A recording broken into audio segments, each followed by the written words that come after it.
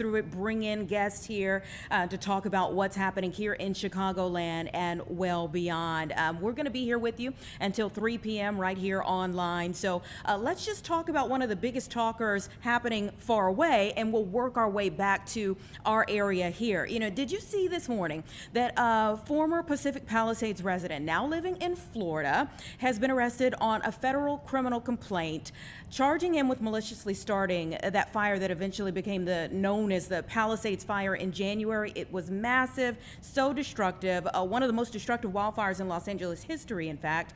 So we have Coco McAvoy with our sister station in California, who is joining me now to talk more about these latest developments. Coco, thank you so much for your time. I know it's a busy day for you.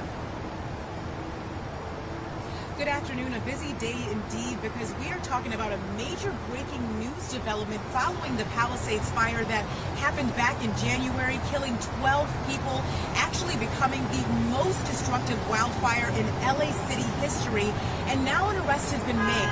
Investigators held a press conference today to announce that 29-year-old Jonathan Rindernech was arrested for the Palisades fire. He is currently being charged with destruction of property by means of fire. That carries a minimum sentence of 5 years in federal prison, but a maximum sentence of 20 years in federal prison. Right now, that is the only charge that he is facing. And investigators say they have a number of pieces of evidence that led to that arrest, including a ChatGPT prompt. They say that he used an AI image inside of his ChatGPT showing a wildfire with people fleeing from that wildfire. They say that happened a couple of months before the fire. They also say that his cell phone shows that he was the only person in the area where the fire started at the time of the fire. They said they checked millions of records, phone records, to make sure that he was the only person there. However, there are still a lot of questions about how this arrest all came to be, including if he will face more charges in the coming days. And investigators say that he could face more charges, but right now they are sticking with that charge. They believe that they will be able to prove beyond a reasonable doubt that he is responsible for the Palisades fire that happened back in January. They also tell us that he does not have a criminal history, but that he did live in the Palisades area. That's that neighborhood where the Palisades fire did happen in January, that he was also very familiar with the landscape.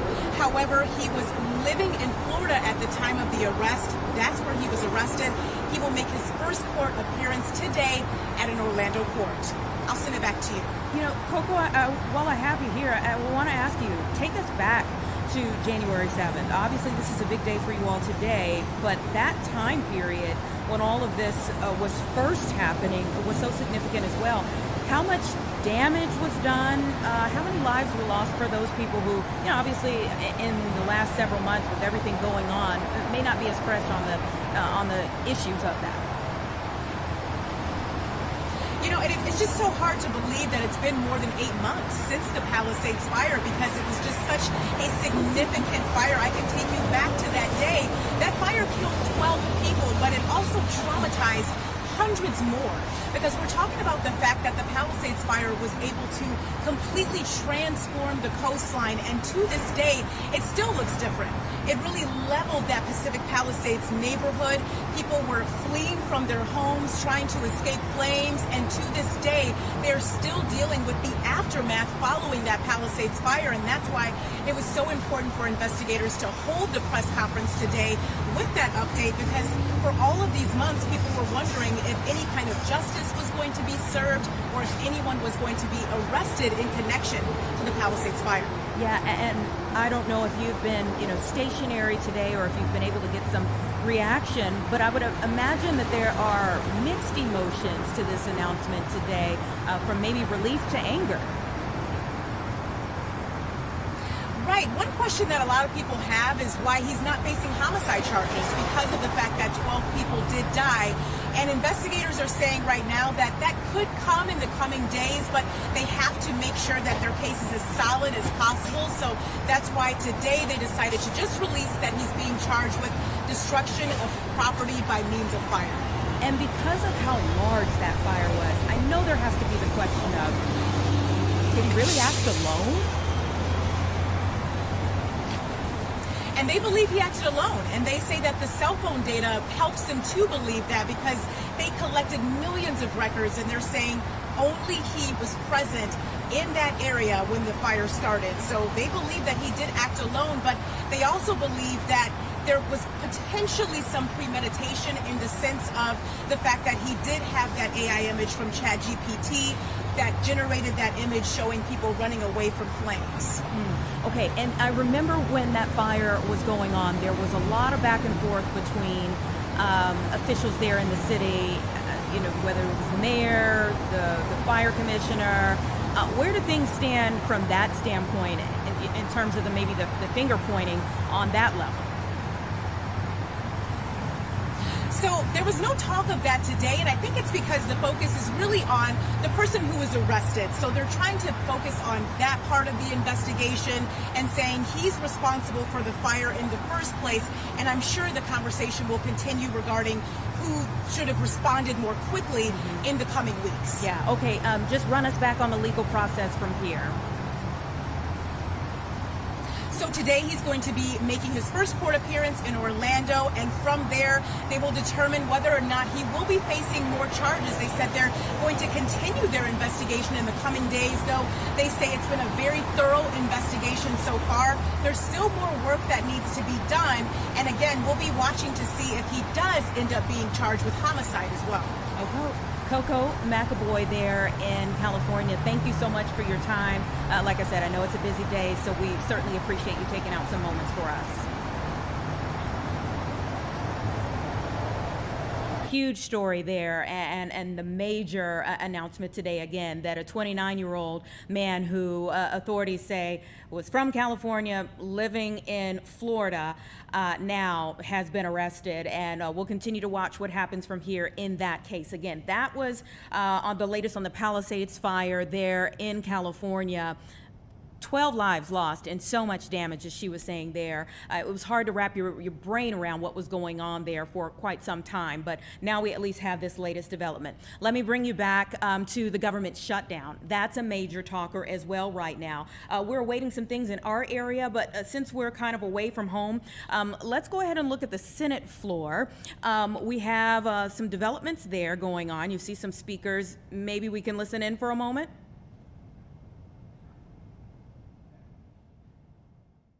Is there an objection? Reserving the right to object. The senator from California. So, Mr. President, I ask that the senator modify his request and the Senate proceed to the consideration of the following bills en bloc.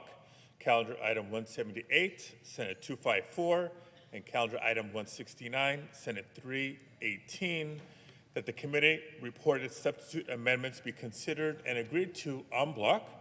The bills as amended be considered read a third time and passed en bloc, and that the motions to reconsider be considered made and laid upon the table all en bloc. Does the senator so modify his request? Yes, I agree to the modification. The clerk will report the bills en bloc. Calendar number 178 S254 to amend the Marine Mammal Protection Act of 1972 to protect the cultural practices and livelihoods of producers of Alaska Native handicrafts. All right, listening there into the Senate floor, again, the major issue for senators right now is, of course, the government shutdown. They're, of course, addressing several different things. The government shutdown, though, now in its second week. No end in sight as of yet. The Senate stuck in that loop of failed votes on that. It's a rejected plan thus far, with both sides kind of digging in, and much of it hangs around the issue of health care. So we're going to go to break, and we're going to talk with political reporter Perry Schutz about what's happening here at home and also in our nation's capital on the opposite side of it.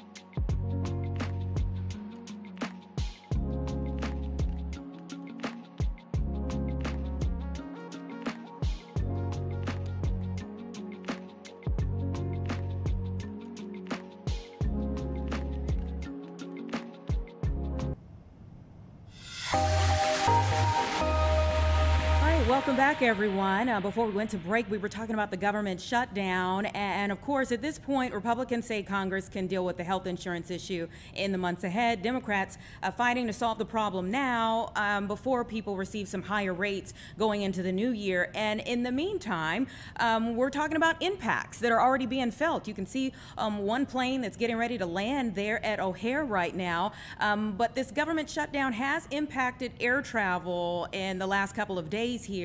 We know that there was a ground delay at O'Hare right in the 4 o'clock hour yesterday. Planes that were going in and out of O'Hare, there was a delay of about 40 minutes at the time. O'Hare has shortage of air traffic controllers. It's just one of several airports dealing with that issue already before this, and now with the government shutdown, they're seeing some people that are calling out sick. We did just put in a phone call to the City Department of Aviation. They say that operations are normal as of right now today at both of our airports, O'Hare and also at Midway. So glad to hear that. Hopefully that continues. Again, right now, the senators and House members are still kind of on the floor talking things out, but nothing is getting anywhere in terms of the government shutdown as of right now. We'll continue to update you on that, but we want to go ahead and bring in our political reporter here at the station, Paris Schutz, because there's so much going on, whether it's what's happening in our nation's capital or right here at home. Paris, since we were talking about the government shutdown, let me start with that and your purview in terms of the impacts that are being felt as of right now. Well, I was just out at Federal Plaza where a group of federal government workers were protesting that shutdown. So the impact locally is for the tens of thousands of government workers that live in the Chicago or the region. They're not getting a paycheck. That'll impact, a small portion of the economy here. They also say it's illegal for the president to fire employees during a shutdown. And so that was the point that they were trying to make. And then you mentioned air traffic. If more air traffic controllers don't show up, that was the big choke point last time. What happens if the nation's air travel gets ground to a halt? And so those are the big issues that might force Democrats and Republicans into some kind of talks. But I have to say, Governor Pritzker showed up at this rally about 45 minutes ago because the president, and I think we've become a little bit numb to kind of shocking things. The president of the United States put out a post saying that he believes Governor Pritzker and Mayor Johnson should be in jail. And the governor's response was basically, come and get me. And so, the president didn't cite what laws he believes the mayor or the governor has broken, although it appears it would be connected to the controversy over whether police officials, CPD, responded in quick enough time after ICE agents had put out a call for help on Saturday. So, it's an extraordinary escalation of things that have already been escalated in terms of, the president calling for, prominent voices of the opposition party to just be jailed, but not citing any law or any kind of due process or any reason why. Yeah, and the timing of that maybe even more significant because, of course, this was the day that James Comey was in court, or at least his lawyers on his behalf. Well, there's that. And so James Comey, certainly someone the president has a vendetta against, and he is called multiple times for prosecution.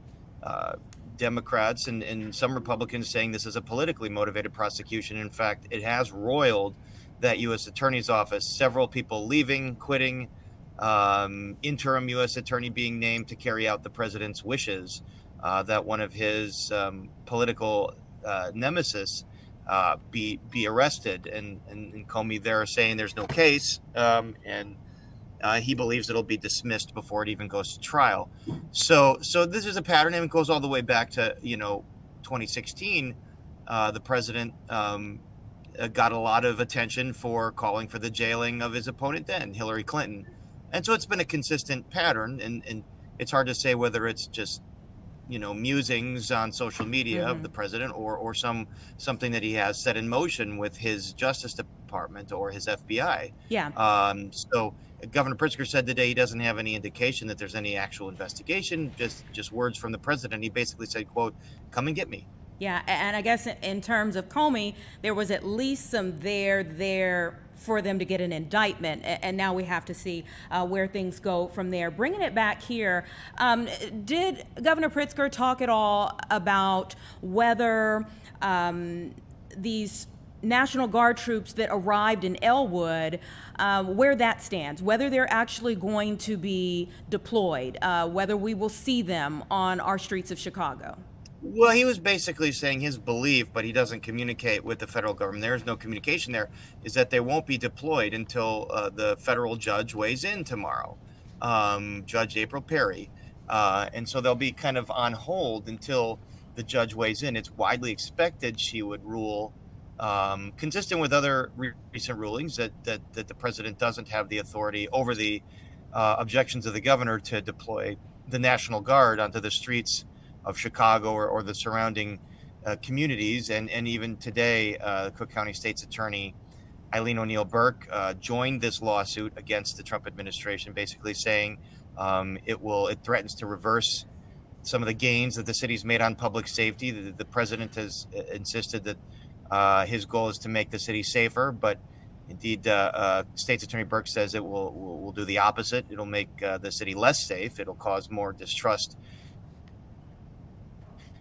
And so that's where everyone's waiting with bated breath on what that ruling is going to be tomorrow. Yeah, and you make a good point about those who are obviously stating that maybe this is like a federalization of cities, of big cities. But the other side, we spoke with Commissioner Morrison yesterday. There are some people who are very adamant and very loud about the fact that if it would help in any kind of way to keep the peace when it comes to protesters or just keep streets safer, why not? Talk a little bit more about this issue in terms of federal agents and how these National Guard troops could be used, because there's the question of whether they would be used to maybe protect buildings or even protect agents who are already here. Yeah, I mean, the question of why not certainly is a good one if it could help, but there are certainly federal resources that could help crime in terms of more ATF agents, more FBI agents. These are the agencies that is their job. When you talk about the military, that's not their job. That's not what they're legally out there to do. They're there to fight, enemies of the country, but not on U.S. soil unless there's an invasion. So to deploy them on any kind of law enforcement duty is illegal, unless there's an invasion or a rebellion or a very extraordinary circumstance, and unless the governor of that state calls for the activation of the National Guard to help keep peace. So what the National Guard can do is help do crowd control or help guard buildings, and if that's a different debate. And there is a debate over whether bringing in the National Guard could help crime in Chicago in the sense that it would help police officers redeploy from places like Navy Pier or maybe tourist places to go to more dangerous neighborhoods where help is needed. National Guard can't go there and do much, but they could go to some of the tourist areas and do the low hanging fruit jobs of just being a presence on Michigan Avenue. And then if there are police there, they could be redeployed. I mean, that's really the only thinking in terms of how National Guard can help. Which is kind of what we saw in the nation's capital. So you would beg the question of whether it would be something of the same. There's also that conversation of whether the use of these federal agents then creates more chaos that then could create the reason for an insurrection act. Discuss that. Well, certainly Governor Pritzker and others believe that is the long-term strategy, that the president is intentionally trying to poke the bear, so to speak, by sending more agents here, by ramping up their deportation efforts or policing efforts in the hopes that it does create more unrest. And indeed, it has. I mean, that is what's played out. And if you look at, I've witnessed the way Customs and Border Patrol officials and ICE agents have sort of managed some of the protests and crowd control, and it's gotten. I don't see any kind of with CPD. You've got written, stated de-escalation policies and use of force policies. I don't see evidence of that with these federal agents, and they've been very aggressive. They've been very aggressive in terms of policing and walking around areas of the city and just picking people up based on suspicion. They've admitted as much. Those are the kind of things that do provoke more of an outcry, that do provoke more of a reaction. I bring up the point that under Obama, he was called the deporter in chief. There were more deportations at this point under the Obama administration, but you didn't see this kind of unrest because they were doing, their protocol was more traditional in terms of, more kind of narrowly focused on folks that they were going after, warrants that they had. Here, I mean, the whole idea of warrants has just been thrown out the window. If they're just stopping people on the street out of suspicion, there's no warrant there, So the reason for these kinds of policing policies is that very thing, to not cause further provocation or unrest. And you just don't see that with the way that ICE and CBP have been carrying out their duties. And whether that's their stated policy, I don't know. And some folks obviously support. And again, but I think many in law enforcement believe that it adds to the escalation. yeah, and again, we know that there's the federal case that's going tomorrow, the lawsuit.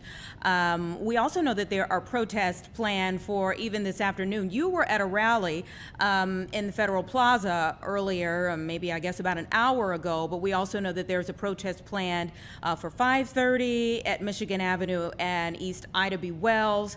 There's also a Broadview Veterans protest that's expected to happen today. Maybe on a final note, let's bring it back to Broadview. And, usually as we go through the end of the week, that's kind of when things ramp up there. And last week we saw Kristi Noem and also Gregory Bravino that showed up there. When you talked about things that were a little untraditional, in addition to maybe supporting the federal agents who were there, we're also shooting some promotional videos. Yeah, and I think that goes to the point of provocation and what the strategy has been here from the federal government. I mean, they have documented with their own camera crews and some influencers that are friendly to them. They have been heavy on the promotion and the PR and the messaging on this, and putting out slick videos with sinister music and kind of like action hero kind of vibe to these videos.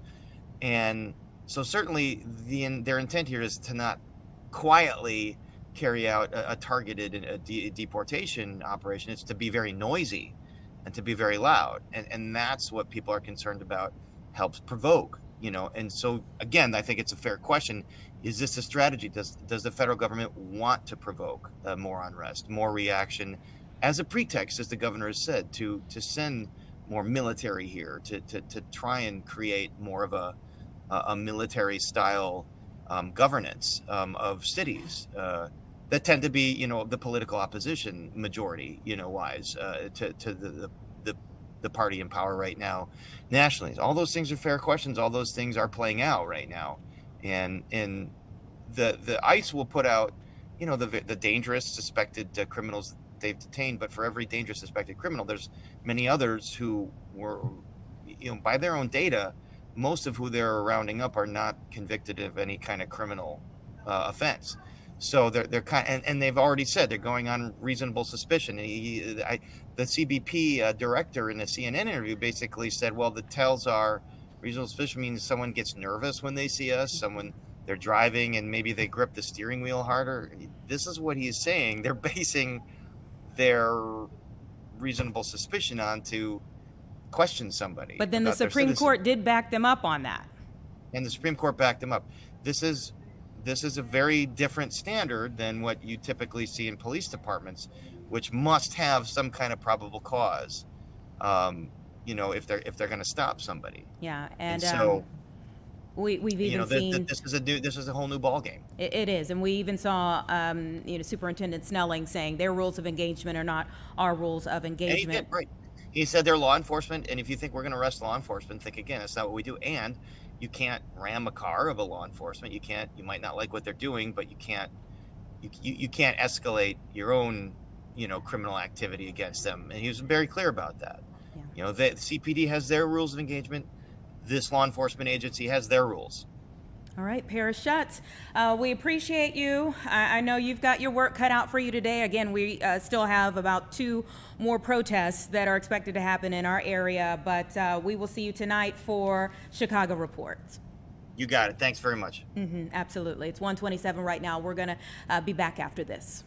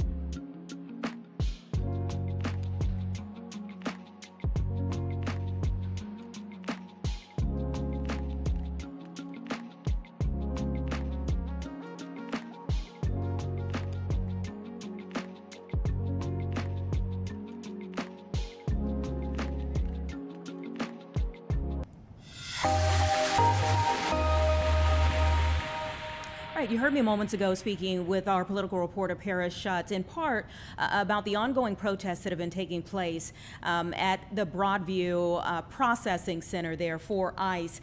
Each week we have seen escalation there in terms of what's been taking place with protesters and the agents who are there. I want to bring in Ben Meyer, Mass Defense Committee member for the National Lawyers Guild. I certainly appreciate you taking some time for me today. You all sent out a release on Saturday condemning the use of police violence and criminal charges, whether federal, state, or local, to suppress the rights of people who are protesting. Tell me a little bit about what brought you to sending out this release.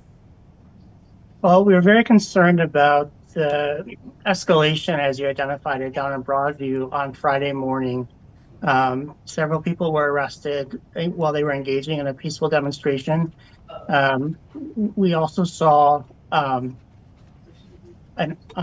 Customs and Border Patrol action in Brighton Park, which was very aggressive, including the use of tear gas and other munitions. And several people were arrested at that demonstration as well. But these are peaceful, nonviolent protests. It's very concerning that the federal government is engaging in these types of activities as what is happening is First Amendment protected.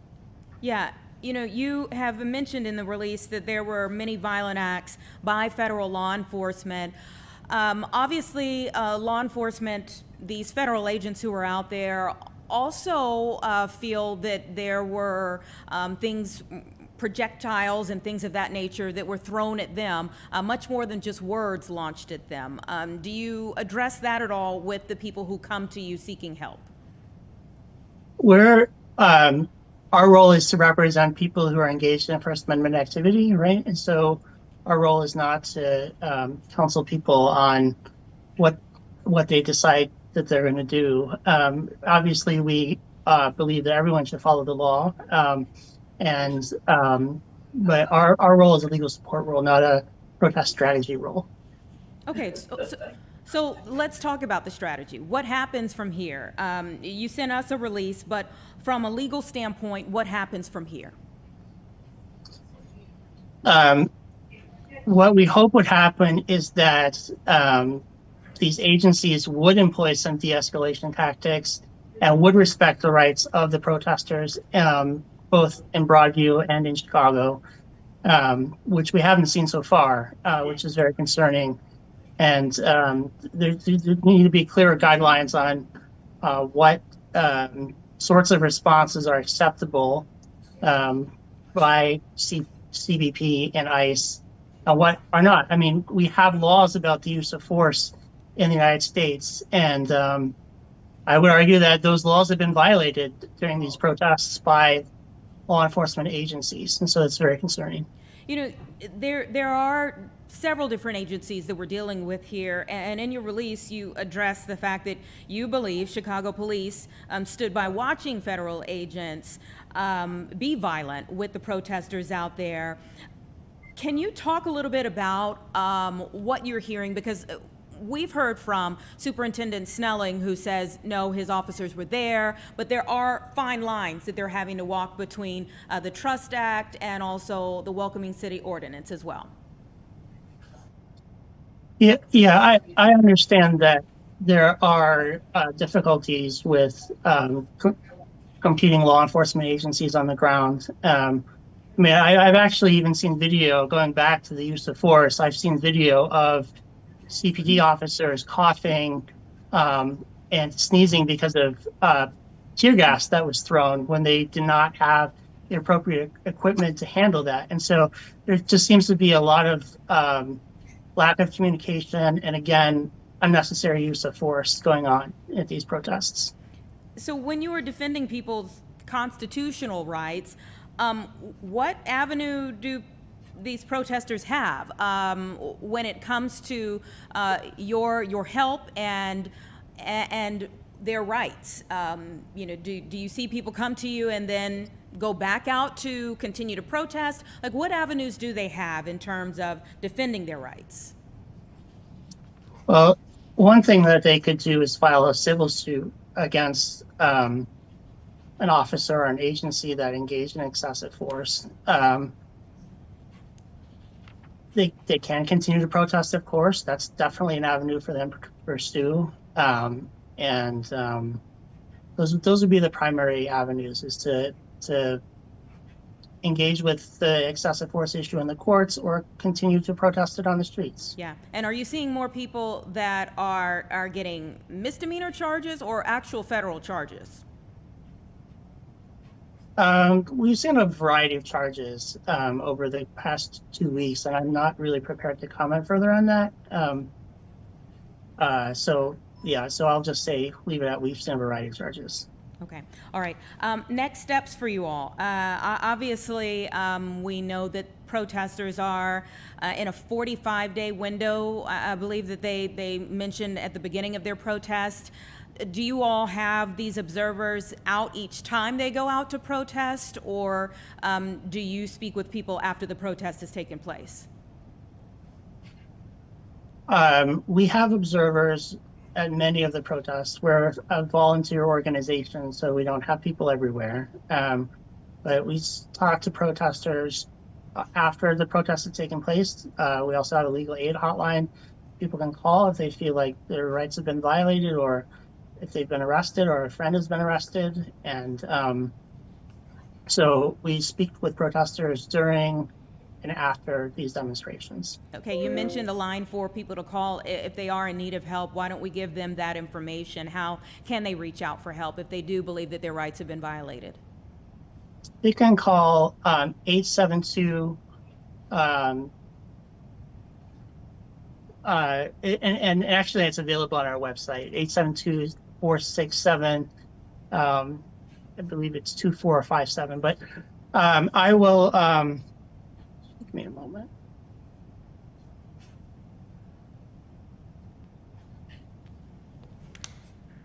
Okay, and while he is getting that information, we want to make sure that we pass that along, so I won't go to a break before we get that information from him.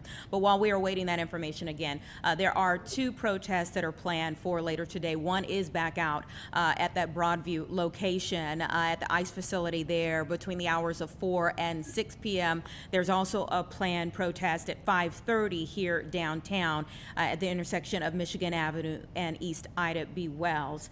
Ben, are you there? Do you have the information now? Yes, I have the information now. It's 872-465-4244.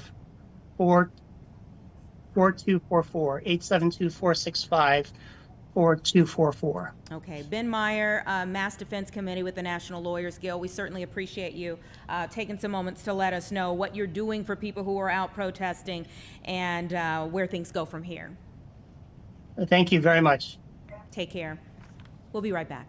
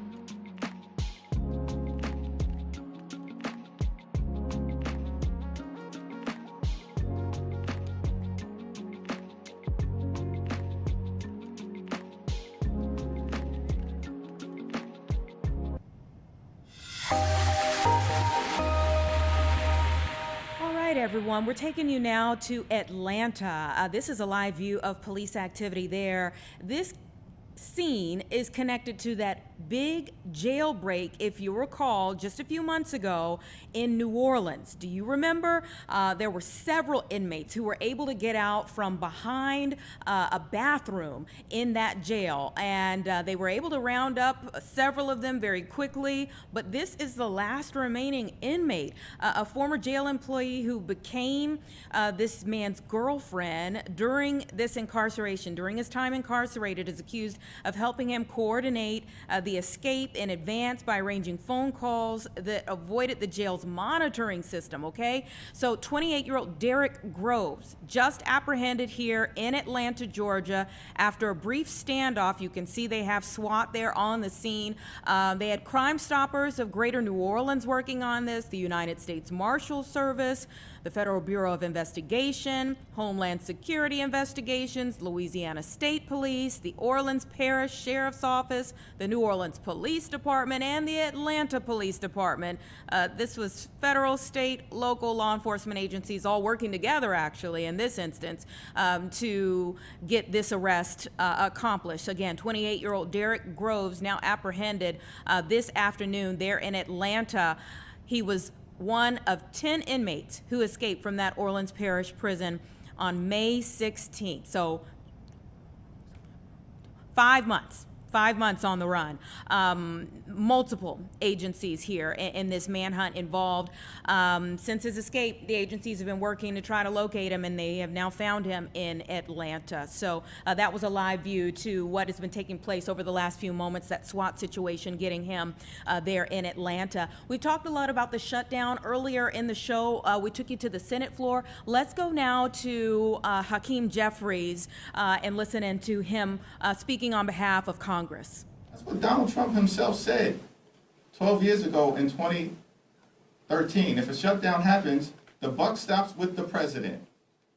This is now the second time that the government has been shut down under Donald Trump, and he's in the Presidential Witness Protection Program. He's nowhere to be found. He's got time to be on the golf course, but apparently doesn't have time to sit down with Democrats in the House and the Senate to reopen the government. Thank you, everyone. Thank you. 2-game series now. Told you what was going to happen yesterday. Dipped in very quickly to the end of that press conference there with Minority Leader of the House of Representatives, Hakeem Jeffries, talking about the government shutdown that is now in its second week.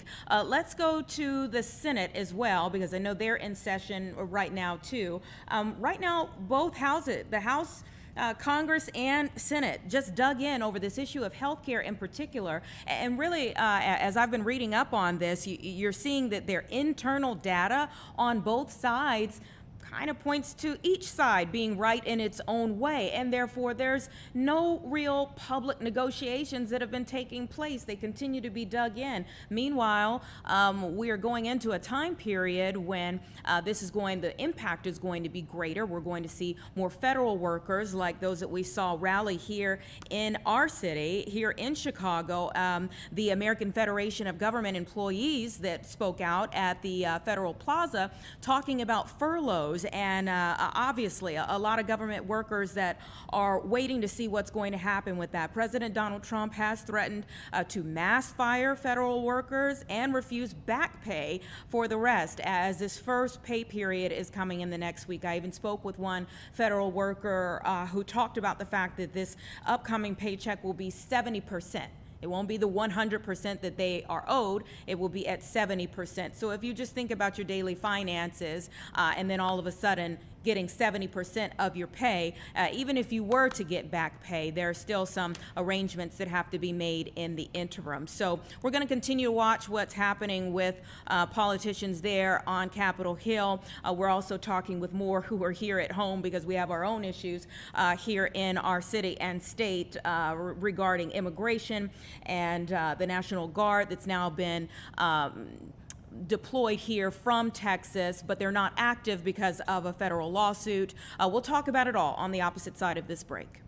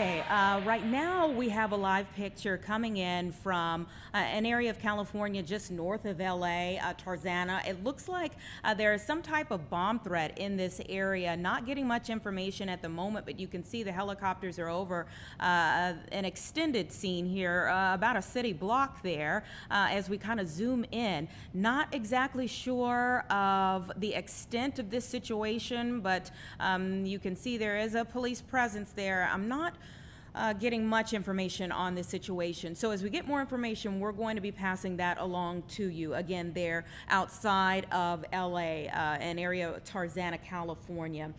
We want to go back to the government shutdown conversation because it is so vast, and we are now into the second week. We want to go back to the House now. We heard from Minority Leader Hakeem Jeffries, but there's also more conversation taking place in a wider area. So let's listen into these voices for a moment. $700 deductible based on their plan. Should the subsidies end, she'll be responsible for $1,000 for herself a month and $1,000 a month for her daughter, and still subjected to the $6,700 deductible per person. She's 55 years old. 10 more years before she'll be covered by Medicare. And she is just terrified. How will she be able to afford $2,000 a month healthcare premiums, going from $0 to $2,400 a year? 24,000, I'm sorry. And she just doesn't have the budget for that. Another person, Robert from Milwaukee. He was on Medicaid. Okay, so you can hear them discussing healthcare subsidies. Again, that's really the crux of this shutdown. And Democrats saying that they want to get something done now before subsidies are on the rise come the new year. Republicans saying that they can get maybe something done, but go ahead and reopen the government first. So no one has budged yet. We're still waiting to see who blinks first, but that is a greater conversation. We've seen the impact far and wide. When we talk about things far and wide, we're going to go pretty far and wide right now. We have Harvard professor Avi Loeb, who is on the line. He talks alien ships quite often, but he has gone viral several times for this. Today, we're talking about Chinese and Euro space agencies that have some images passing Mars. Tell me a little bit more about what this latest discovery is. Yeah, so the European Space Agency released the data from ExoMars camera on one of its orbiters of Mars, and it looks like they detected the interstellar visitor 3I Atlas that was discovered back on July 1st, 2025 this year, and looked rather anomalous. The object is quite large, and it's also aligned in its path with a plane of the planets around the sun. So it's quite intriguing. It offers us a gift, a rare gift of a highly visible object that many of our space probes can look at. And right now, a few days ago, on October 3rd, it passed near Mars within 29 million kilometers, and this camera was able to detect it. And what we see is a ball of light with a slight extension, and it doesn't look like a typical comet where you see a beautiful tail of dust stretching away from the direction of the sun.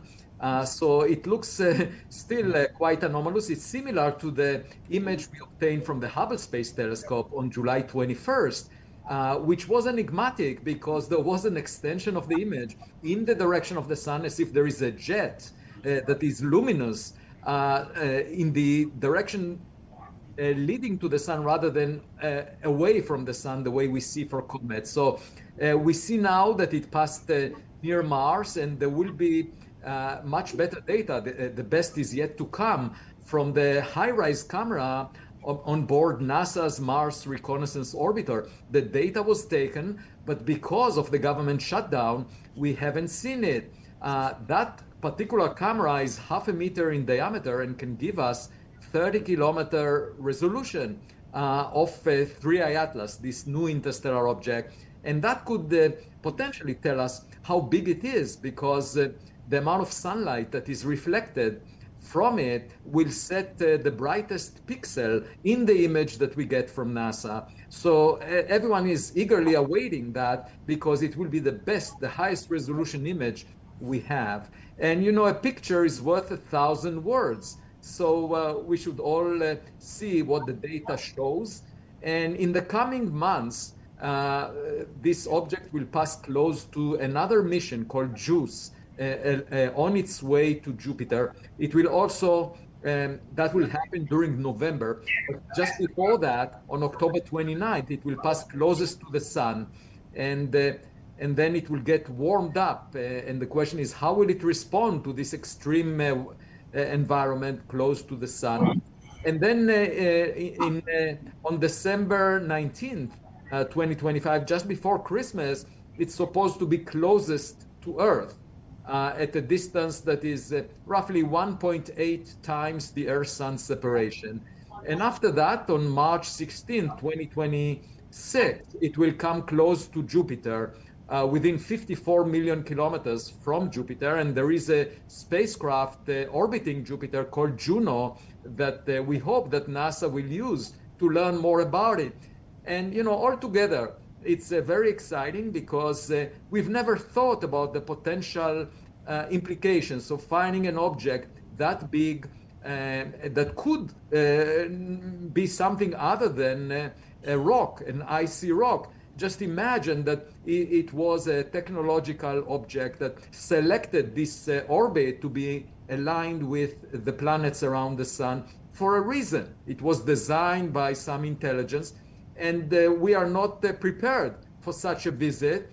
And perhaps the wake-up call from 3I Atlas, this object, will alert us to be more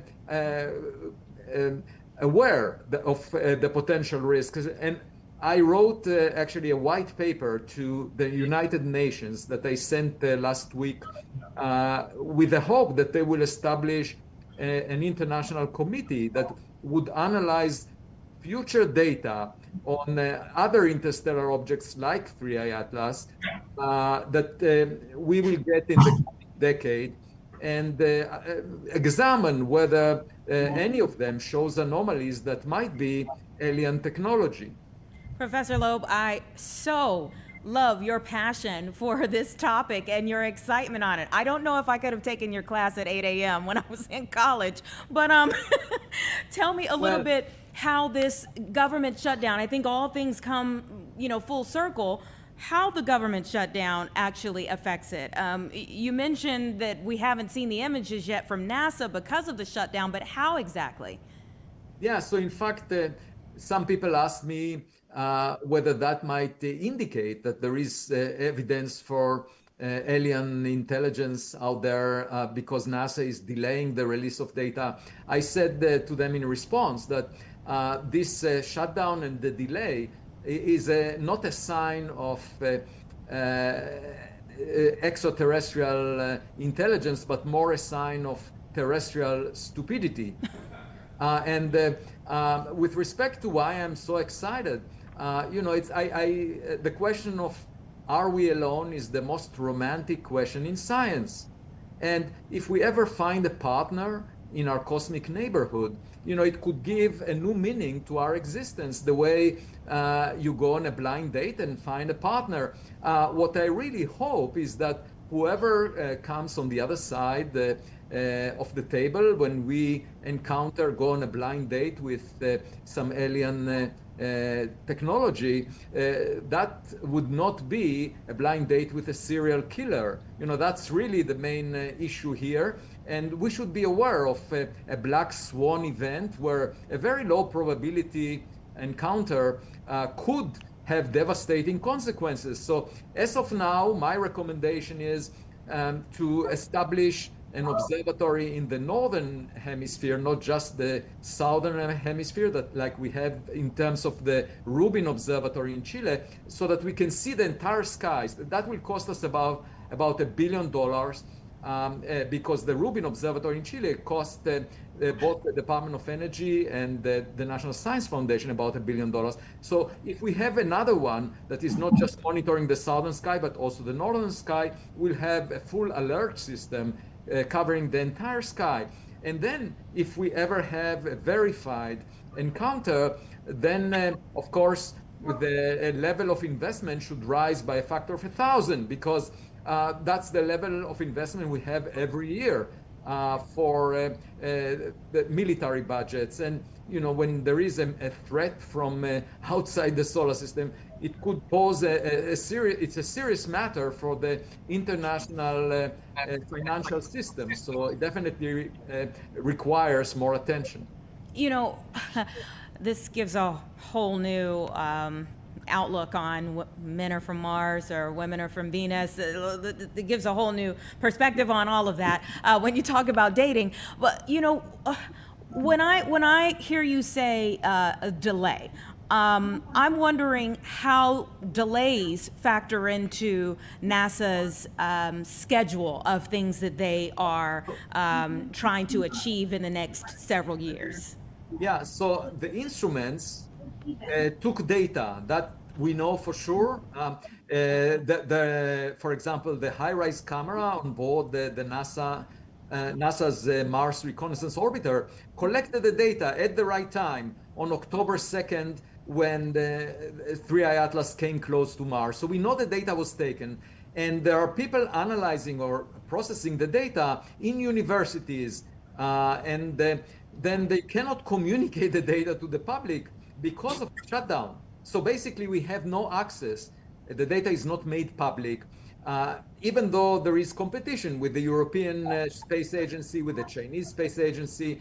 So it's rather unfortunate that the shutdown is simply not allowing us to know what the data looks like, except for the research team that has access to it. They are not allowed to communicate it publicly until NASA will come back on its feet. So that's the implication of the NASA shutdown. And of course, funding and other activities within NASA are also being halted as a result of that. So altogether, it's not really good for science to have this shutdown. And my hope is that in the coming days, this political problem will be resolved. Professor Avi Loeb, Harvard, thank you so much. My head is spinning, but we appreciate what you do. Thank you. From a galaxy far, far away, I guess I should say. Thank you. Seriously, my head is spinning. So we're going to take a break. We're going to come back after this.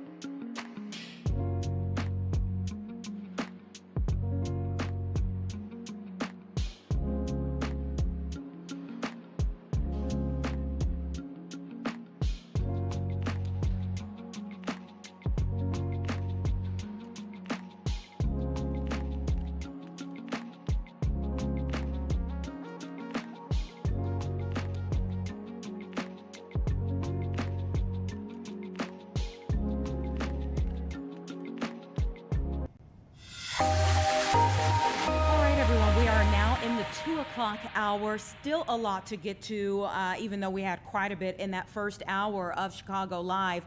In this hour, we're waiting any moment here, a roundtable to begin with President Donald Trump. Now, they are supposed to be discussing political ideologies at this roundtable, specifically Antifa, which the president designated as a major terrorist organization just recently in September on his Truth Social platform. Again, we're going to continue to watch what happens with that, and as soon as it begins, we will try to go to that live. But I want to bring things back home here to our area, and more specifically on that, go to Aurora, where we have Mayor John Lash, who is now proposing a new comprehensive ethics ordinance that is going to create a $500 cap on campaign donations from businesses or entities that have contracts with the city. Lots to discuss there. Mayor Lash, thank you for your time. Thanks for having me on. Looking forward to exciting discussion on ethics reform. Okay, so you're actually new in your role. What made you want to take this on so early in your new term? So number one, I ran a campaign to get here without taking $1 from people who do business with the city of Aurora, who want contracts, who want a TIF deal or any other financial incentive out of the city, and was elected with 57% of the vote, which means that the voters want this in office. We also attempted to run a ballot referendum question, which would ask people about a campaign cap of $1,000 for anybody that did business with the city. That ballot referendum did not get placed on the ballot. It was challenged and removed from the ballot prior to the election. But this is an opportunity to push this through council. In my conversations during the transition period with council members, there's pretty broad support for the initiative. I think it's currently in the Rules and Procedures Committee, which will discuss it and may amend the details a little bit, but currently we're starting out with a $500 cap. Some aldermen wanted $0 from anybody that's got interest in city business. Some people thought $1,000 was the right number. The city of Chicago has $1,500. So it'll probably get adjusted a little bit, but this is a good number to start with, I feel. Yeah, talk about the tangled web that is created with these finances from campaigns when it comes to people who do have city contracts, because they've played out in some pretty big cases of late. Sure, and it's very common in politics. It takes money to run a campaign, and people who want to capitalize on an elected official's position or that relationship do so by donating during the campaign period, and then once elected, they'll come back and they usually have asks. So what it looks like here in the city of Aurora, I was an alderman before becoming mayor.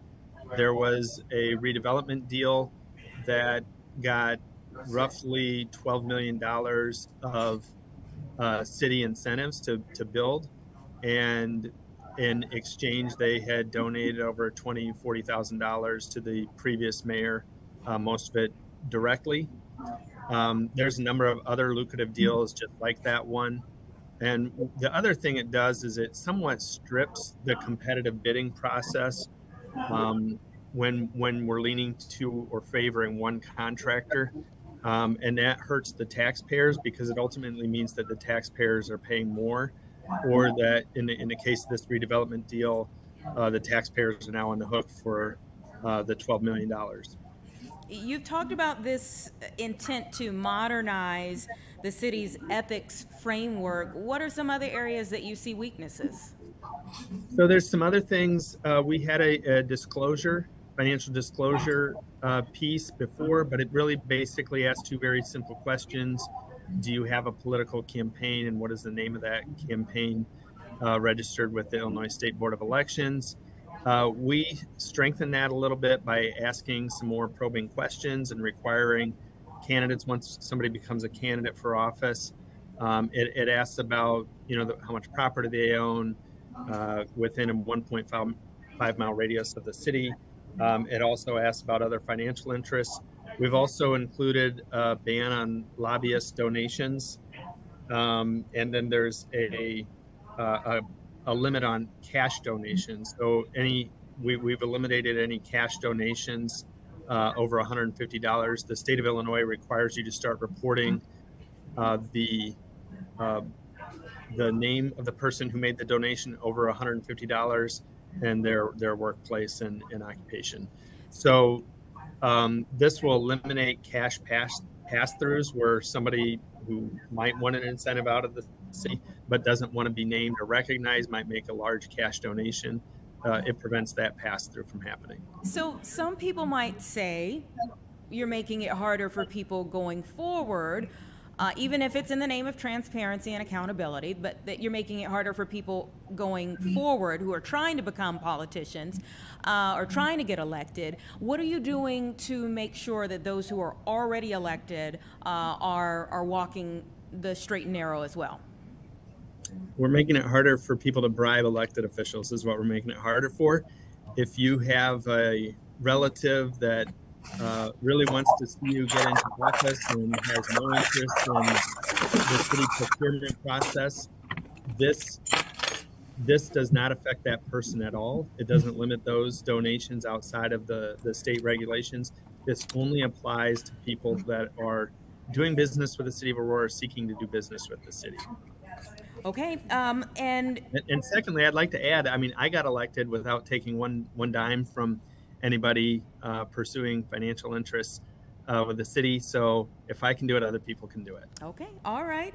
Now, the ordinance, it goes before the city's Rules, Administration, and Procedures Committee. Tell me about that process and when that happens. So it was introduced at the last RAP committee this past week, and it was held there for greater discussion, which anything that affects the alderman typically takes a couple weeks for discussion, might get some amendments made. It was the first look at it for the members of that committee. The second step, once it moves from the RAP committee, will be to move to the committee of the whole, which will be all 12 aldermen and the mayor for discussion. And then the final step is to go through the Aurora City Council and be approved. As far as why we're doing this right now, I didn't want this to become a campaign issue. I want to put the rules in place so people know ahead of time what those rules are who might be considering running for office, and it's not something that is used politically charged at the time of the election. And when would it be adopted if it goes forward? It would go into effect at the January. Of course, if it gets delayed for some reason, as soon as it goes through, it'll get adopted. Okay. And it would apply to the next election cycle, which is 2027. Okay. All right. Thank you so much, Mayor Lash. I appreciate it. Thank you. Have a good day. You too. Okay, speaking there with Mayor Lash in Aurora and just kind of catching up on things that are happening here in our area. But we do want to go back to that developing situation in Atlanta. Let's listen into the Orleans Parish District Attorney, Jason Williams, who is now addressing the public. Jackson said one more and one more coming soon. This is just one more in a long series of efforts that we have made as a team. We've worked together to disrupt narcotics operations, gun running operations, and cycles of violence in our community because narcotics and guns, that's what breeds violence. We've been persistent. We followed the signs. We followed the evidence. And on many occasions, we have found fire where there were signs of smoke. That persistence is deliberate and is necessary, and none of this happens by accident. The success you see is possible because of a truly high quality investigations and intelligence gathering and well-planned enforcement operations that you're going to hear about.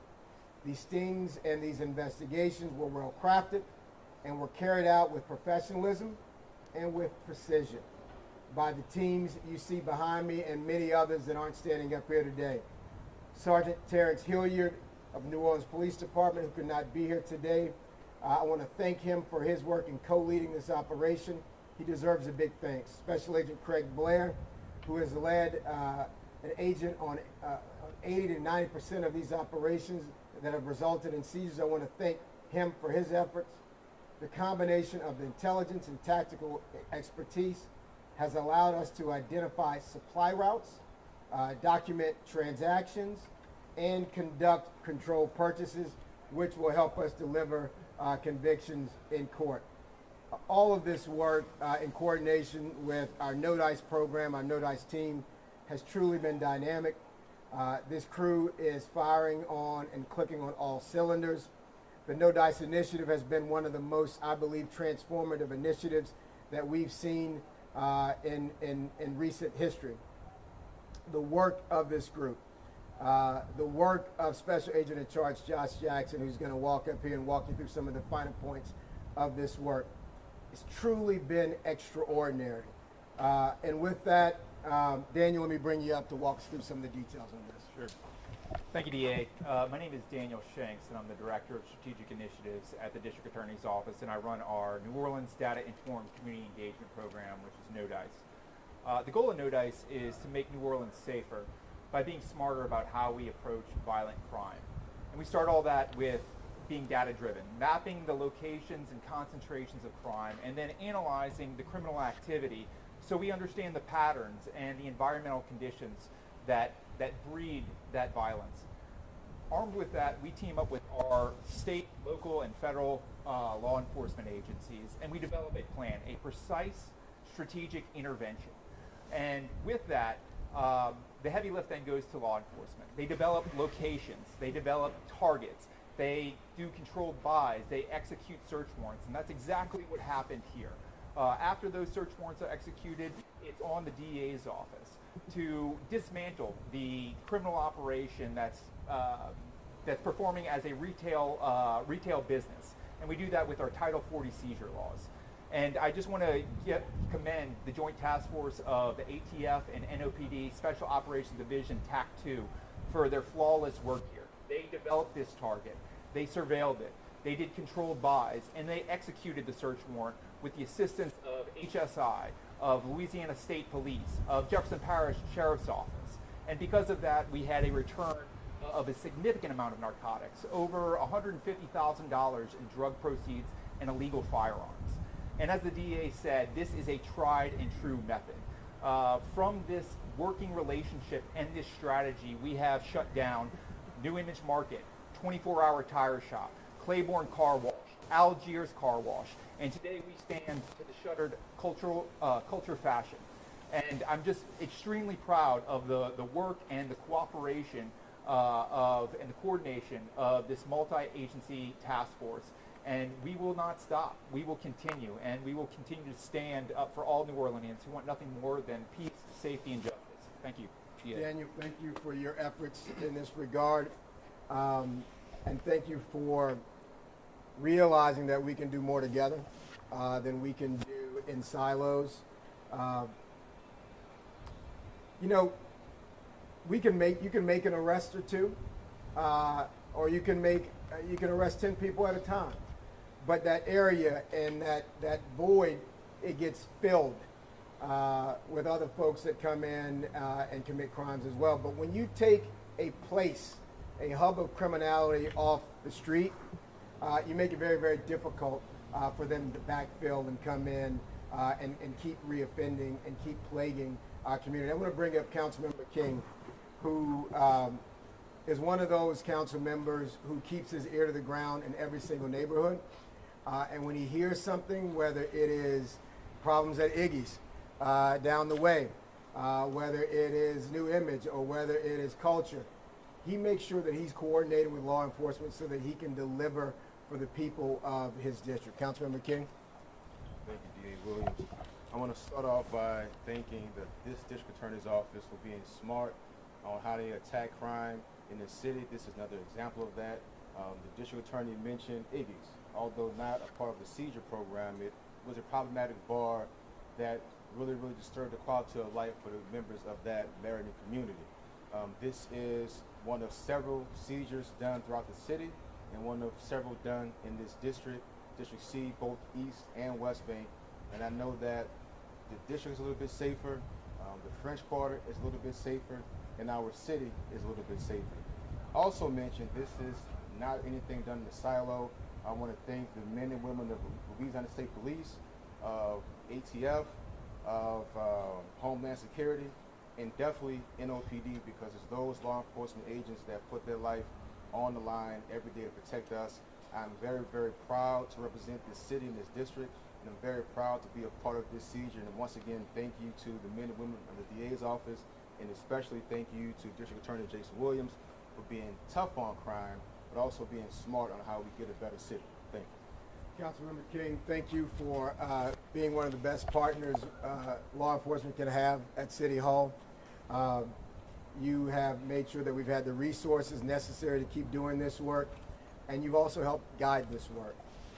As I mentioned before, Special Agent in charge of the ATF, Josh Jackson, has been essential to every single one of these. I remember my first meeting with Josh, and he said, I want to make an impact. And he has been doing it over and over again, and he's not just doing it in Orleans Parish, he's doing it around the state. But he has really helped New Orleans turn a corner. And I can't thank him enough, so I'd like for you to hear from him as well. Thank you. Yeah. Hey, good afternoon, New Orleans. My name is Joshua Jackson. I'm the ATF New Orleans Special Agent in charge, and so I do cover all of New Orleans, Mississippi, and Arkansas. But I want to share some details specific to this case. These investigations start in a lot of different ways. This particular case.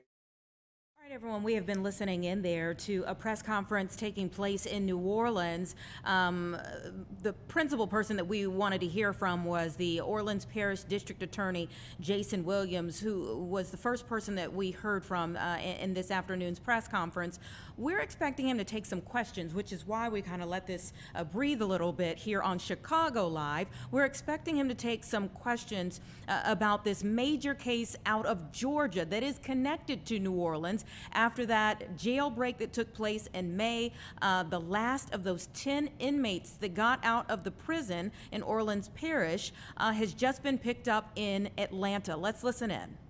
So this afternoon here on Honeysuckle Lane, the United States Marshals Southeast Fugitive Task Force, in conjunction with the Atlanta Police Department and the Clayton County Police Department, were able to take Derek Groves, 28 years old, into custody here on Honeysuckle Lane. Mr. Groves was wanted for escape from the Orleans Parish Jail in May of this year.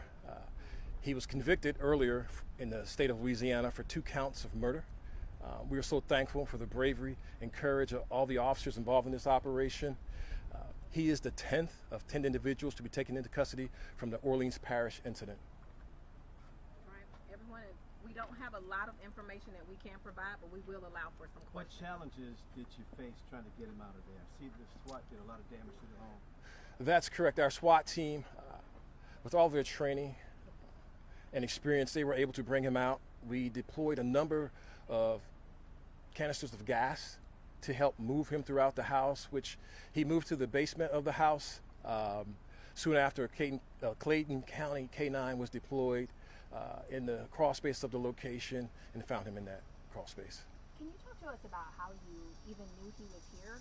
Was this a tip that came in? How did you guys find him? No, I can't talk about that. Maybe the U.S. Marshal Service can talk about that. Is that something you can talk about? Is this the house of somebody who Hold on knows? for me 1 second. Please allow me to finish. Limka, is that something you can address, that question? Briefly, not many. If you can come to the mic. This is Frank Limka. I will give you the spelling of his name afterwards, but this is Frank Limka with the U.S. Marshals Southeast Regional Task Force, Fugitive Task Force. So ever since the escape, which was in May, the U.S. Marshals in New Orleans, along with several other departments, started basically a task force just for this case and have spent thousands of hours working tons of leads.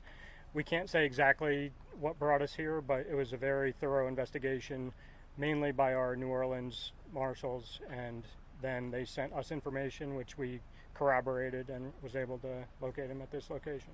All right, now we'll take the next question. Did he know the person that lived in this house? I'm not sure of that information. Were there weapons in the home?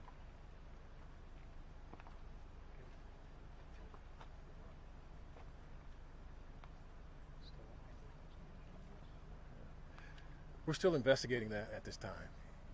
Do we know anything about an initial appearance? Is he going to be extradited and have his first appearance? I don't have that information at this time. Somebody may have asked this, Chief, but can you say how long he's been here? You think he's been here? The U.S. Marshals would have that information. I don't have that information. Was there anyone else in charge? Was there anyone else? No, there was not anyone else inside. All right, thank you, everyone. As I stated before, we have limited information on this. Please be mindful this still is an active investigation. All of the details that we can release will be available on the Atlanta Police Department website in the news section. So right now, I'm not going to be able to answer many other questions. So.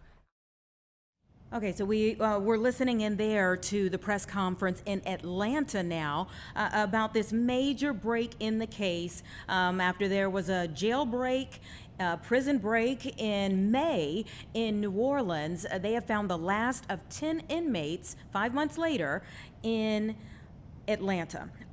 You heard the chief of police who said, kind of going through the tactics that they used there at that house, deploying gas, moving to the basement. They said that they eventually found this suspect with a canine. The canine found this suspect, 29-year-old Derek Groves, in a crawl space in the house. U.S. Marshals also began to talk about a task force in May that was formed just for this case. Again, you had 10 inmates that broke out. They went across a highway, all went in different directions. Some of them were caught pretty quickly. Others, like in this case, it took much longer. So they had a task force that was working leads all of this time. They couldn't say exactly what led them there to Atlanta.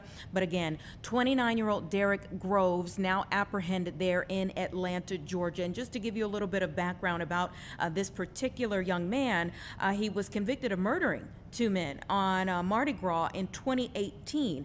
He was one of the gunmen who opened fire with an AK-47 style assault rifle on what should have been, obviously a joyous occasion for Mardi Gras there. So he was found guilty of 2 counts of second-degree murder, 2 counts of attempted second-degree murder, and had charges that would carry a life sentence. He was in that prison, the Orleans Parish Prison, and broke out with 10 people. So again, the last of those 10 inmates now in custody there in Atlanta. It was a developing situation that we have been following throughout the rest of the afternoon, but we're going to take a break and we'll talk about some of the things closer to home.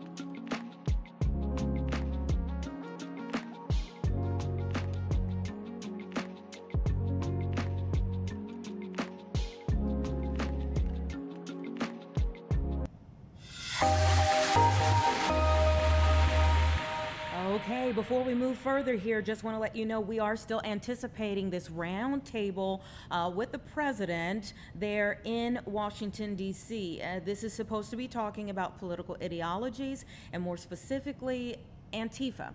Just recently, the president designated Antifa as a major terrorist organization, but there are a lot of questions about Antifa. Little is known, really, about Antifa. And people have questioned, is this an ideology? Is it an organization? Is there a leader of Antifa? And so as people continue to ask these questions, they're now having this roundtable that should be starting any minute. It was supposed to start at 2 o'clock, so they are having this roundtable to discuss Antifa more thoroughly there in the nation's capital. So as soon as they begin that, we're going to go to that live. But right now, we have a pretty interesting discussion with an award-winning author that I can't wait to hear from. John Bacon has written The Untold Story of the Edmund Fitzgerald. Hello. Thank you for joining us this afternoon.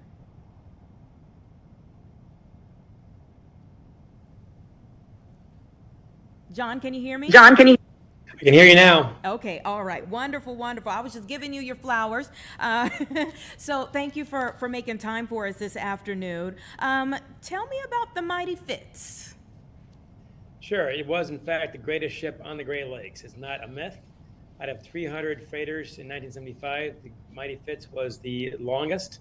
Well, it could carry the most cargo, set every record on the Great Lakes repeatedly, and broke its own records repeatedly. And it was the most luxurious ship on the Great Lakes, incredibly, because they had the best VIP quarters, 2 staterooms for important guests, and even the crewmen had the best quarters of any ship in the Great Lakes, including air conditioning, TV, carpeted floors, wood-paneled walls, you name it. Why? To attract the best captain and crew in the Great Lakes. And, of course, the VIPs were their clients.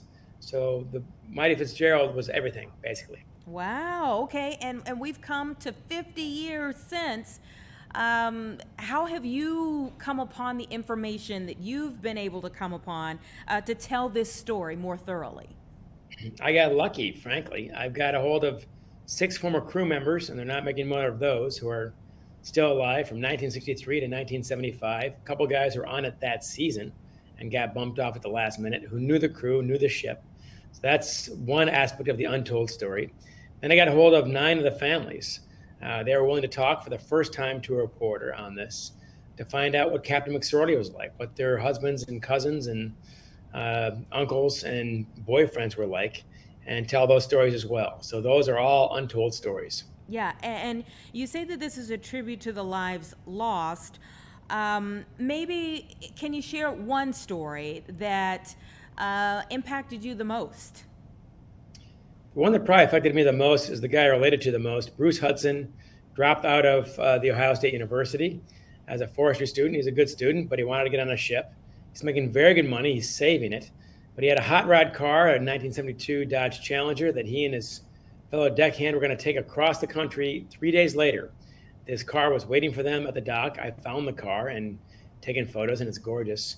And then he finds out from his girlfriend, Cindy Reynolds in Toledo, that she's pregnant. And he says, don't worry, we'll move in together. We'll raise the child ourselves. And she said, okay, in that case, go ahead and go on your trip because the baby's not due for 7 more months. So that was the plan. And so after he's gone, he's an only child. Ruth Hudson lost her only child. Ruth Hudson discovers 6 months later that guess what? She's going to be a grandmother. Oh, wow, wow, wow. You call it America's most mourned maritime disaster. What makes it so? Well, the song, first of all. Without the song, there's no book. Let's be honest about that. Between 1875 and 1975, there were 6,000 shipwrecks on the Great Lakes. And people can probably name one, and that's the Edmund Fitzgerald. But also because the mystery has never quite been solved and probably never will be solved completely. I think we come closer to it in this book with new research. But as Ruth Hudson herself said, 30 know, 29 men, and God, and no one's talking. So the mystery is always part of it. And I think finally is the fact that after all those shipwrecks, since this one on November 10th, 1975, there has not been a single shipwreck on the Great Lakes in 50 years. So it is the last one. And, you know, I think that, and maybe you can talk more about this, that people really underestimate the Great Lakes. You live in Chicago, and we should all know better. And I live in Ann Arbor, Michigan, not too far from our lakes on this side. We should know better, but we don't. I didn't know better, honestly. How about this fun fact, which I got from experienced sailors on both the Great Lakes and the Atlantic Ocean? The Great Lakes are more dangerous than the Atlantic Ocean. Wow. Partly because salt water smushes down the waves on the ocean, makes them smoother and spreads them out. On the Great Lakes, they're like mountaintops, high and spiky, and they come twice as fast as they do in the ocean. Instead of 10 to 16 seconds apart, they're 4 to 8 seconds apart, and therefore you can have your bow stuck in one 30-foot wave, and then 700 feet later have your stern stuck in a second 70-foot wave, 30-foot wave, with nothing between them, and that's how ships can crack with a load on them. So these Great Lakes are incredibly dangerous and have to be respected. Wow, absolutely. Yeah. And one of our producers here was asking, is there another ship comparable to this particular one, the Edmund Fitzgerald? Not really. It's a great question, but this was the Titanic of its time. And people at Sault Ste. Marie, Port Huron in Michigan, and Toledo, they would line up for a day or two to watch this ship come by. So it was a rock star, it was a celebrity. And before that, there was the Morel accident in 1966, of a 600-footer. And before that, the Bradley in 1958, some parallels. But both of those had survivors. So that's about as close as you can get, and nothing since. Well, thank you for your curiosity that's led us to have what I'm sure will be another award-winning effort from you here in your book, and now cataloging this storm of the century and the untold story of the Edmund Fitzgerald. I appreciate your time. Well, thank you very much. I'll be at the University of Chicago Club next Thursday and at Lake Forest Bookstore that night on October 16th, and it's all on johnnubacon.com. There's my shameless plug. Thank you. Oh, listen, not shameless at all. I'm sure people will line up to pick your ear for sure. Take care. Well, thank you very much. All right. All right, everyone. So we did mention before we went to John Bacon, the author there of that wonderful book, that the president was getting ready to have a roundtable. I do believe that that's now begun. Let's go ahead and listen in.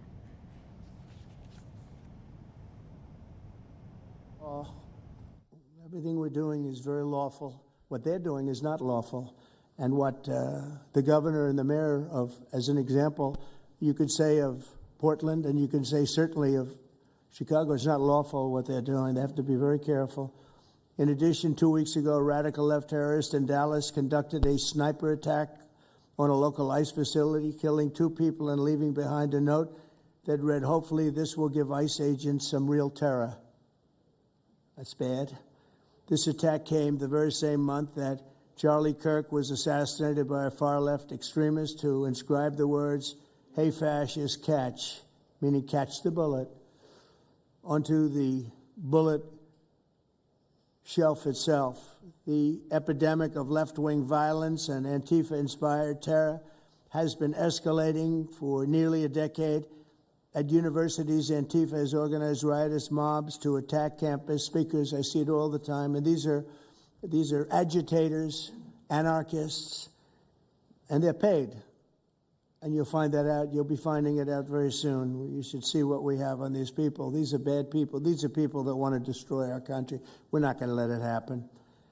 They've used armed gangs to assault local police in cities nationwide, and they've attacked journalists reporting on their crimes. So the journalists that report on their crimes, don't worry, you're very safe. I hope that's not going to turn you around, but they have been very threatening to people, but we're going to be very threatening to them, far more threatening to them than they ever were with us, and that includes the people that fund them. Probably some of the people I know, some of the people I dine with, but if they do, they're in deep trouble. So we're going to be looking very strongly at the people that are funding these operations. When you see the signs, and they're all made out of a beautiful, beautiful paper, beautiful, nice, stiff, very expensive paper, with beautiful wood handles, all the same color. They come from very expensive printing machines. These are not people that write out their signs in a basement that believe in something. These are paid anarchists. At least 3 of these courageous journalists have personally been victims of Antifa attacks.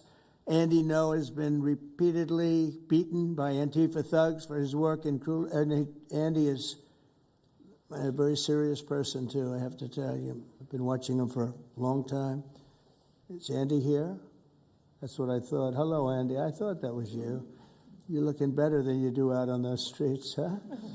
You look much better. It's nice to have you. You feel a little safer here, I think, maybe. Well, not that safe because you have them. You have to worry about that. But thank you very much. Andy Nell has been repeatedly beaten by Antifa, and including one assault that left him with a brain hemorrhage. Only days ago, Nick Sortor was assaulted in Portland by a flag-burning mob, and we've made it 1 year penalty for inciting riots. We took the freedom of speech away because that's been through the courts, and the court said you have freedom of speech. But what has happened is when they burn a flag, it agitates and irritates crowds. I've never seen anything like it on both sides, and you end up with riots. So we're going on that basis. We're looking at it not from the freedom of speech, which I always felt strongly about, but never passed the courts. This is what they do, is they incite. When you burn an American flag, you incite tremendous violence. We have many examples of it, many examples of it, and it's actually down on tape, and you see things happen that just don't happen unless it's the flag that's burning. Very recently, Katie Davis Court was hit in the face with a flagpole in Portland by an Antifa radical, leaving her with a very blackened eye. So, Katie, thank you very much. And I'd like to also say that I watched Nick. Where's Nick? Is Nick here? Nick? Hi, Nick. That was a rough time you went through. I hope you got my little note. I wrote you a note. Yeah, I really appreciate that. It helped a lot because it was a difficult situation. It was very stressful. Yeah. And your note helped a lot. I truly appreciate it. I thought it was terrible, actually. I thought it was terrible. So we'll talk about it a little bit.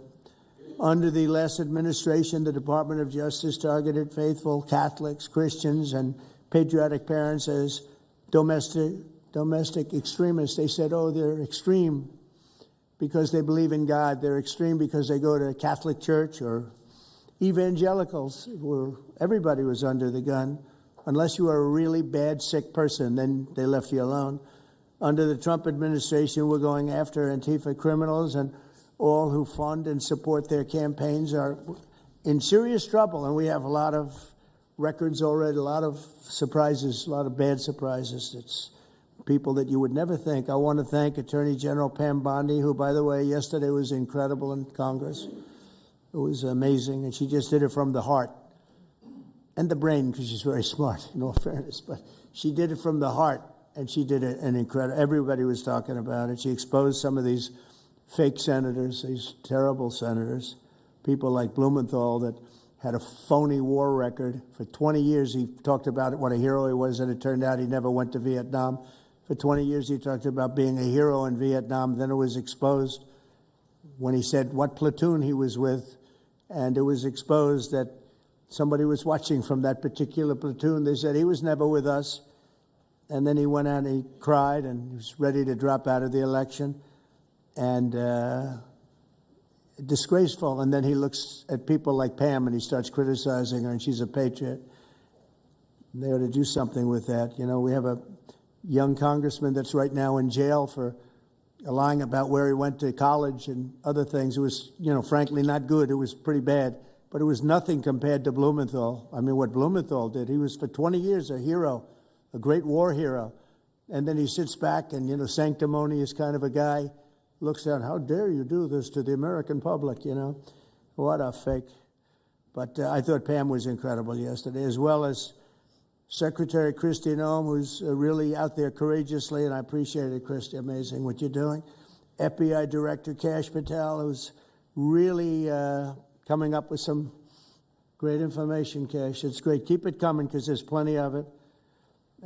Deputy Attorney General, one of the best lawyers you'll ever find, Todd Blanche, who I know personally is a good lawyer because I'm here. Thank you very much, Todd. Good job, Todd. Let me ask Attorney General Bondi to say a few words, and then we'll follow it up with Secretary Noem and Director Patel. And we're going to have some of the people around the table, very courageous people, and they're going to be talking, journalists, almost all, and they're going to be talking, and we'll take some questions from the press at the end. Okay, Pam, please. Thank you, President Trump. And as you made clear, Antifa is a domestic left-wing terrorist organization. We've seen them on video for years because they wanted to be seen and they got away with it. They beat journalists, they attack courthouses, they attack police stations, they dox and assault our law enforcement officers. The Biden administration let them commit these crimes with total impunity for years. So did Democrat leaders like Pritzker and Mayor Johnson.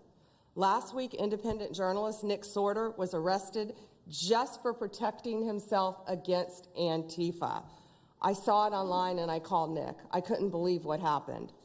He did all this just trying to save our American flag from being burned.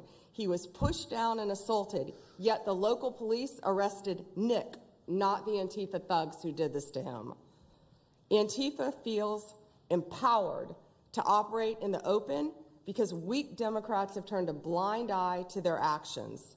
Their hatred for President Trump and for law and order agendas fuels their violence. We've seen more than 1,000% increase in attacks against our ICE agents since January 20th.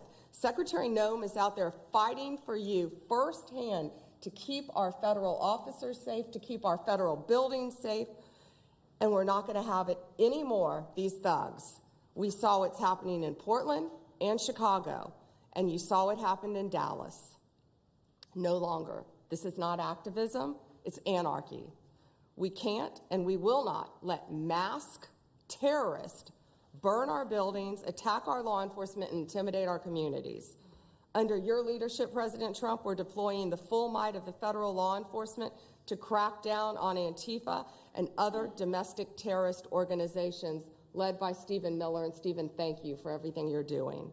Last week, I issued a memo ordering our federal law enforcement agents, DEA, FBI, U.S. Marshals, and ATF to protect ICE officers from Antifa and other radical left-wing violence. Director Patel has been going non-stop. He and Deputy Attorney General Blanche were in Chicago yesterday. While Secretary Noem was in Portland, we are around this country fighting against this domestic terrorism. We had Apple and Google take down the ICE block apps. Hope they continue to comply with that. It's threatening the safety of our federal law enforcement officers. We're not going to stop at just arresting the violent criminals we can see in the streets. Fighting crime is more than just getting the bad guy off the streets. It's breaking down the organization brick by brick. Just like we did with cartels, we're going to take the same approach, President Trump, with Antifa. Destroy the entire organization from top to bottom. We're going to take them apart. Thanks to your bold leadership and the designation of Antifa as a terrorist organization, which is exactly what they are, Americans will no longer tolerate their unhinged violence. Thank you. Thank you very much, Pam. Christine. Well, thank you, Mr. President, and thank you for hosting today and focusing on Antifa and the terrorists that they are. Let's not make any mistake. These individuals do not just want to threaten our law enforcement officers, threaten our journalists, and the citizens of this country. They want to kill them. Their agenda is to destroy the American people and our way of life, and this president is standing in their way. He is stopping them from bringing their death and their destruction to the individual citizens in this country that just want to raise their kids and their grandkids in peace and in safety. I want to also thank everyone around this table for being so bold and so brave, for standing up and recognizing the threat that Antifa is to our way of life. By recognizing how advanced they are, how sophisticated their networks are, how they've infiltrated our entire country, and we're seeing them play out with their tactics from city to city, and how they have built out their funding mechanisms. And, sir, I also want to thank our Treasury Secretary for his work in getting to the bottom of these funding mechanisms and individuals who are perpetuating this violence on our American cities. I was in Portland yesterday and had the chance to visit with the governor of Oregon and also the mayor. They're in town, and they are absolutely covering up the terrorism that is hitting their streets. While you talked about some of the stories of our ICE agents, our Border Patrol agents, how they have been attacked, how they have been shot at, injured, the damage that they've done. These leaders in these local cities, along with Pritzker and Johnson, ignore what's going on, or, sir, they're helping Antifa cover it up. We have arrested dozens of individuals that are Antifa members or affiliated with them, and I want to thank our Attorney General for prosecuting them and making sure they never see the light of day again. They have been so bold in making sure we're bringing those individuals to justice. One of the individuals we arrested recently in Portland was the girlfriend of one of the founders of Antifa, and that we are hoping that as we go after her, interview her, and prosecute her, we will get more and more information about the network and how we can root them out and eliminate them from the existence of American society. I want to thank the new journalists here today for telling their stories and for being able and willing to go to the streets and to cover what's happening here in America. Many times the legacy media has looked the other way, refused to tell the stories. The networks have not really focused on what this is and what damage it is doing to our country, and how this network of Antifa is just as sophisticated as MS-13, as TDA, as ISIS, as Hezbollah, as Hamas, as all of them. They are just as dangerous. They have an agenda to destroy us, just like the other terrorists we've dealt with for many, many years. And today is the day that we have a president that won't tolerate it and will stand up and fight for the American people. So thank you for being here, for being so bold, and for standing in the gap at such a time as this. It will matter, it will make a difference, and your life will be one of significance because of what you've done today. So with that, God bless you, and thank you, Mr. President. Thank you very much. Thank you. Cash, please. Thank you, Mr. President. Mr. President, the American people gave you a sweeping mandate in your victory in this election cycle, and they demanded safety and security for our citizens. And your administration, with your leadership, has provided us with the resources that we need, which is a whole-of-government approach to go after criminals absolutely everywhere, not just outside of this country, but within this country. And that takes a whole-of-government approach. The interagency seated up here with the Department of Homeland Security, our Attorney General, our Deputy Attorney General, and your White House staffers, and including Stephen Miller's leadership, has allowed us to go out there and map out these networks. What we are doing at the FBI is simple. It does not require rocket science. We are following the money. Money never lies. And that's what it's going to take to bring down this network of organized criminal thugs, gangbangers, and yes, domestic terrorists, because that's what they are. They are harming everyday citizens in every single one of our communities. And the folks you see here on the right and left, they're some of the bravest men and women we have today. They're reporting the stories live time because the mainstream media won't cover it. They're putting their lives on the line. They're standing up for the flag. The least we can do is stand up for them. So you have my thanks. I read more of your stories than I do theirs because you guys are putting out the truth. And we deserve a country where you are protected as equally as they are. We, in this FBI, will go after the criminals with a vengeance. We will not rest until we find every single seed, money, donor, organization, and funding mechanism that we have. And I want to echo the Secretary's comments on Scott Bessent, who's allowing us to map out these networks through their financial criminal activities, which has been going on for decades. And I would like to remind the American public, they built this disease temple of corruption over decades. And in 8 short months, Mr. President, you have crippled their foundation because of your leadership here, because of the interagency, because of people like Deputy Attorney General Blanche, and because of Attorney General Pam Bondi's fearless leadership to go after criminals wherever they are. They will not be able to hide. They were able to hide and conspire with prior administrations, and we are exposing their corruption from within. And we will go to every single city in this country under Operation Summer Heat and the other operations we are doing at the FBI to bring these criminals to justice. We will arrest every single one of them from whatever perch you sit in, private or public, no matter how your goal or your ambition is. It will be crushed by the Constitution because the American people deserve law and order, and that's what we're going to give you. Okay, as promised, we have been listening in there to this roundtable about Antifa given by the president. We've also heard from Secretary Noem, Attorney General Pam Bondi, who talked about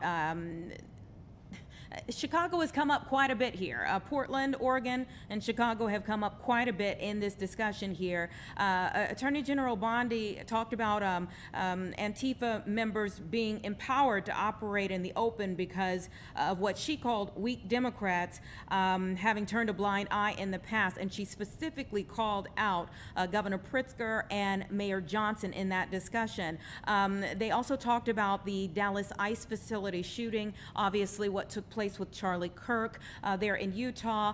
The FBI director was talking about how they have been following the money in this instance, and the president spoke specifically about what he called agitated anarchists that are paid. Again, a lot of conversation about whether Antifa is an ideology or whether it's an organization. It's very clear from the Trump administration they believe it is a coordinated organization. Secretary Noem even saying that in one of their raids they arrested the girlfriend of one of the founders of Antifa. So they were very clear on the fact that they believe this is a coordinated organization, and they said that they will use the full might of the federal enforcement throughout the country to take it down. Again, we were listening in there. We're going to come back on the opposite side of the break, and we're going to talk about a couple of other things happening right now, too.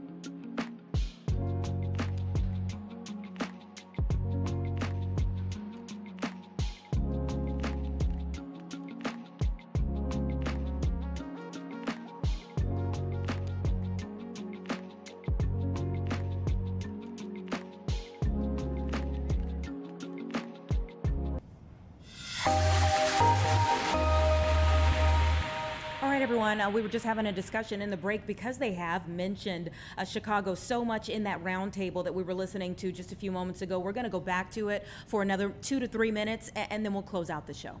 Harmeet Dillon, and we opened a pattern and practice investigation into the Portland police very publicly as to how they let this happen. Thank you, sir. Mr. President, Brandy Cruz, you're going to hear us be very fired up today, and you can tell, and it's because some of us have been covering Antifa for 15 years and have never had anyone in a position of authority even acknowledge their existence. And I'll also tell you that I think that had you not done, the single most powerful thing you've done to deal with this scourge has been acknowledging that Antifa is a real thing. I genuinely believe there would be people at these tables who would be dead today and would have been killed in Portland had you not called them a terror organization and said we're going to bring the full weight of the federal government to bear. I talked to Katie Daviscourt in Portland the other day. She'd been assaulted all summer. And she said the same thing. They didn't seem quick to violence as soon as you made that designation. So they're thinking in their heads, they're worried. There's been 24 or so arrested in Portland. They don't want to go to federal prison. There's this video of them, one of them who was in the face of an ICE agent, and then he's in custody shaking. Once you take the mask off, they're nothing. And I was told by probably a dozen people not to tell you this. I'm going to tell it to you anyway, because it's relevant to what we're talking about. I'm living proof that you can recover from TDS. I had strong Trump derangement syndrome for probably 8 years. This is one of the reasons I recovered from it. And by the way, it's much better to not have TDS. I'm happier, I'm healthier, more successful. I even think I got a little more attractive after I got rid of my Trump derangement syndrome. Yes. You know, I'm a reporter in Seattle, and frankly, I could not care any less what any of you have to say about this meeting. Could not care any less. We're not here for you. I'm not here to convince any of you that Antifa is a real thing, because if you have not come to that conclusion by now, you are never going to come to that conclusion because you don't want to see it. And you're going to go and you're going to say it's a bunch of right-wing conservative influencers who are here spinning a tale. I was one of you. I was a mainstream reporter in Seattle for 10 years. I was a TV reporter on the streets doing my job, and I was still assaulted by Antifa. So it's not about being conservative. It's about people who go there and show what they're doing. And when I saw, after all those years, that the media wouldn't be honest about what was happening, that Democratic politicians... Okay, we have been listening in there, so you could hear, and we are not covering it up. You could hear exactly what was happening on that round table. All different perspectives are welcome here. So thank you for staying with us over the last couple of hours. We've covered a lot of ground today, as usual. And as I said earlier in our discussion here for the last couple of hours, there are several different protests that are getting ready to take place here in our area in Chicago and around our area over the next a few hours here, 4:30, 5:30, 6 o'clock. So make sure you tune in beginning at 4.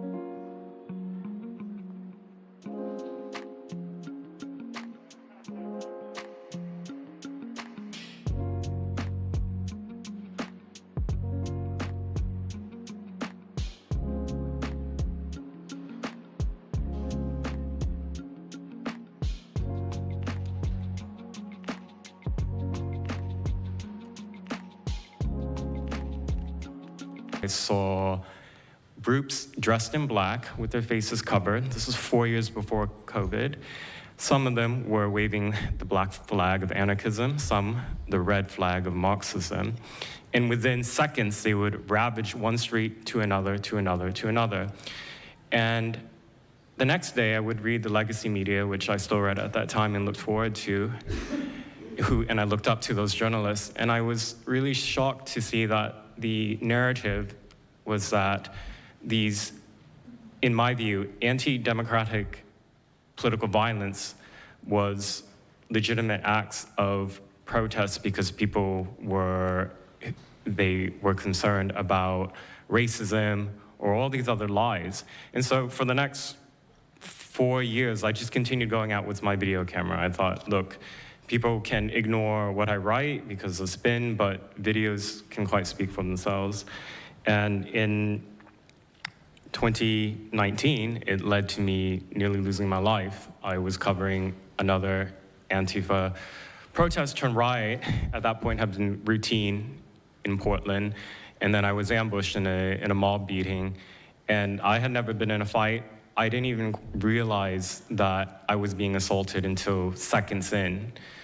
And the punches came from everywhere on my head and my face, and I was bleeding out of my eyes and ears. And then they threw all the drinks in my eyes to humiliate me further and to laugh at me. And I was rushed to the hospital in an ambulance and CT scan, and I had subarachnoid hemorrhage, which is bleeding in the brain, and nearly died.